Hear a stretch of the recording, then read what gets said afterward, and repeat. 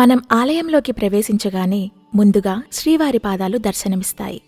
తిరుపతిలో అలిపిరి దగ్గర మనకు శ్రీవారి పాదాలు ఎలా ఉంటాయో అచ్చం అలాగే మనకు ఇక్కడ కూడా ప్రతిష్ఠ చేశారు.